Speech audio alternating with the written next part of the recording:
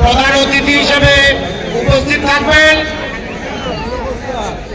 সাবেক মন্ত্রী, সাবেক মেয়র আলহাজ অধ্যাপক এম এ মান্নান সাহেবের সুযোগ্য সন্তান, গাজীপুর মহানগর বিএনপির সংগ্রামী সাধারণ সম্পাদক এম মঞ্জুরুল করিম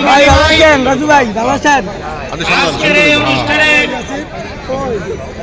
সভাপতি হিসেবে উপস্থিত আছেন গাজা থানা বিএনপির বিপ্লবী সভাপতি জনাব মনিরুল ইসলাম বাবুল চাচা। আজকের এই অনুষ্ঠানের সঞ্চালনায় আছেন গাজা থানা বিএনপির বিপ্লবী সাধারণ সম্পাদক জনাব কামালউদ্দিন ভাই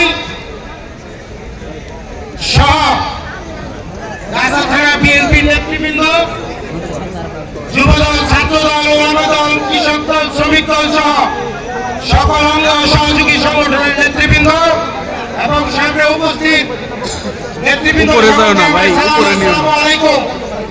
আপনারা সকলেই জানেন আমাদের প্রিয় নেত্রী দেশনেত্রী বেগম খালেদা জিয়া আমাদের মাঝে নেই।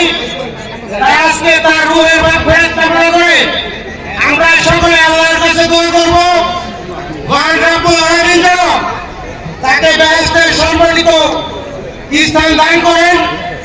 যেমন সম্মান তিনি তার মৃত্যুর এক মুহূর্তে বাংলাদেশের জনগণের কাছ থেকে পেয়ে গিয়েছেন, ঠিক সেইভাবে যেন পরমাণু আল্লাহ তাআলা তাকে সম্মান দান করেন।